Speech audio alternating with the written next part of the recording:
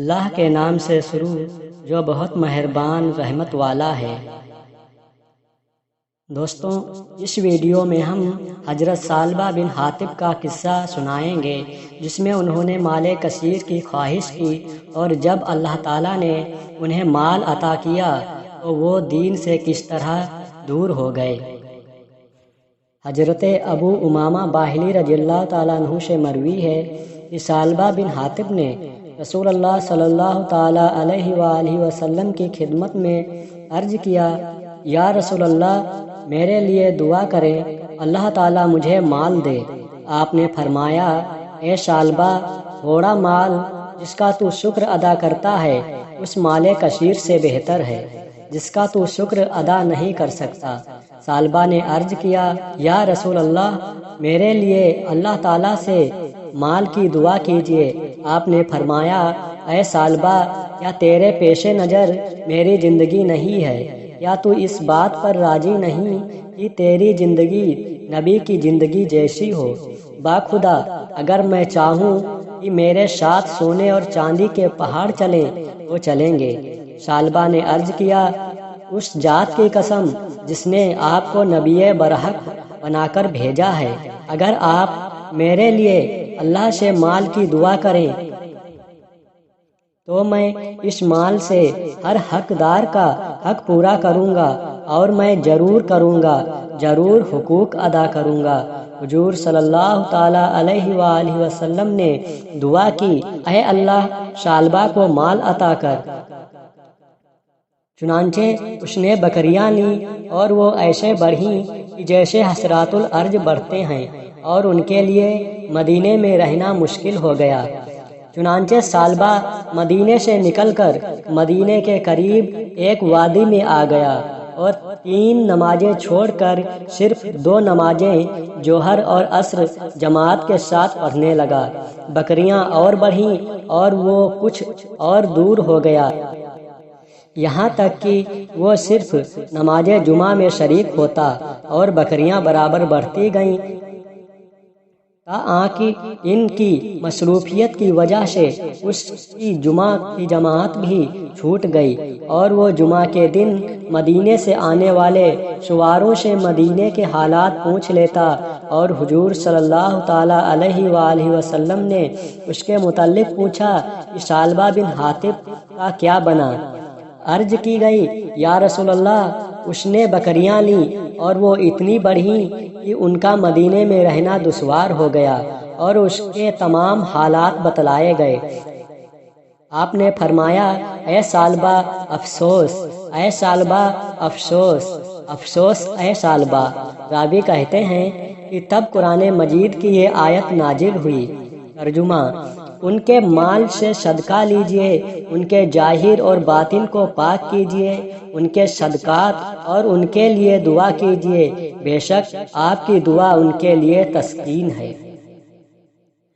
حضور صلی اللہ تعالیٰ علیہ وآلہ وسلم نے جوہینہ اور بنو سلیم کے 2 آدمیوں کو صدقات کی اصول یابی پر مقرر فرمایا اور انہیں صدقات کے احکامات اور صدقات اصول کرنے کی اجازت لکھ کر روانہ فرمایا کہ جاؤ اور مسلمانوں سے صدقات اصول کر کے لاؤ، اور فرمایا کہ ثعلبہ بن حاطب اور فلاں آدمی کے پاس جانا جو بنی سلیم سے تعلق رکھتا ہے اور ان سے بھی صدقات اصول کرنا۔ چنانچہ یہ دونوں حضرات ثعلبہ کے پاس گئے اور اسے حضور صلی اللہ تعالیٰ علیہ وآلہ وسلم کا فرمان پڑھوا کر صدقات بکریوں کی زکوٰۃ کا سوال کیا۔ ثعلبہ نے کہا، یہ تو ٹیکس ہے، یہ تو ٹیکس ہے، یہ تو ٹیکس ہی کی ایک شکل ہے، تم جاؤ، جب تم فارغ ہو چکو تو میرے پاس پھر آنا۔ پھر یہ حضرات بنو سلیم کے اس آدمی کے پاس گئے جس کے متعلق حضور صلی اللہ تعالیٰ علیہ وآلہ وسلم نے فرمایا تھا۔ جب اس نے سنا تو اس نے اپنے اعلیٰ مرتبہ اونٹوں کے پاس جا کر ان میں سے صدقے کے لیے علیحدہ کر دیے اور انہیں لے کر ان حضرات کی خدمت میں آیا۔ ان حضرات نے جب وہ اونٹ دیکھے تو بولے، تمہارے لیے یہ اونٹ دینا ضروری نہیں ہے، اور نہ ہی ہم تم سے عمدہ اور اعلیٰ اونٹ لینے آئے ہیں۔ اس شخص نے کہا انہیں لے لیجئے، میرا دل انہی سے خوش ہوتا ہے اور میں یہ آپ ہی کو دینے کے لیے لایا ہوں۔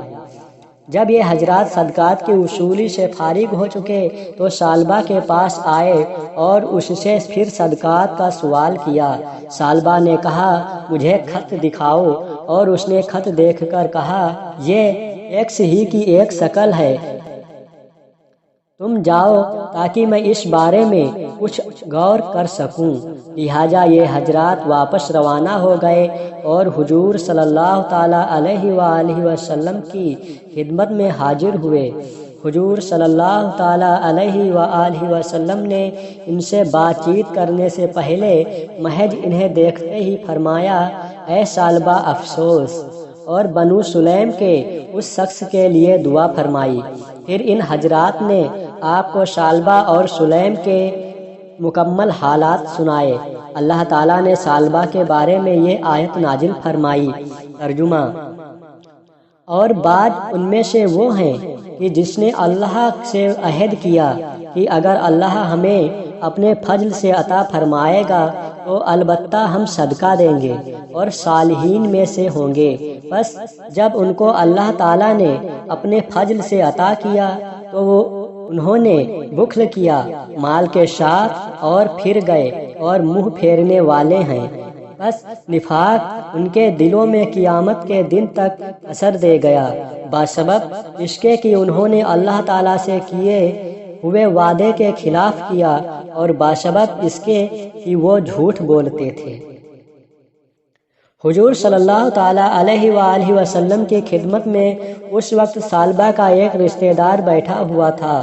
اس نے ثعلبہ کے متعلق نازل ہونے والی آیات کو سنا تو اٹھ کر ثعلبہ کے پاس گیا اور اسے کہا تیری والدہ ماری جائے، اللہ تعالیٰ نے تیرے بارے میں فلاں فلاں آیات نازل کی ہیں۔ ثعلبہ نے یہ سنا تو حضور صلی اللہ تعالیٰ علیہ وآلہ وسلم کی خدمت میں حاضر ہوا اور صدقہ قبول کرنے کی درخواست کی۔ حضور صلی اللہ تعالیٰ علیہ وآلہ وسلم نے فرمایا مجھے اللہ تعالیٰ نے تیرا صدقہ لینے سے منع کر دیا ہے۔ ثعلبہ یہ بات سنتے ہی اپنے سر میں خاک ڈالنے لگا۔ حضور صلی اللہ تعالیٰ علیہ وسلم نے فرمایا تیرے یہ کرتوت میں نے تجھ سے پہلے کہہ دیا تھا مگر تو نے میری بات نہیں مانی تھی۔ جب حضور صلی اللہ تعالیٰ علیہ وآلہ وسلم نے صدقہ لینے سے بالکل انکار کر دیا تو وہ اپنے ٹھکانے پر لوٹ آئے۔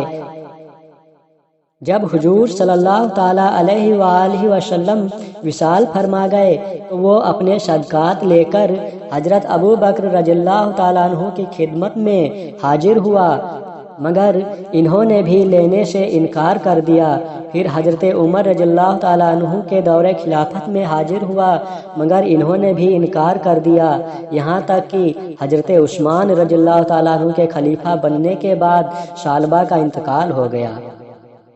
تو دیکھا دوستوں، حضرت ثعلبہ کو مال نے اتنا مصروف کر دیا کہ وہ نمازوں سے دور ہو گئے اور مال کے لالچ نے انہیں بخیل کر دیا۔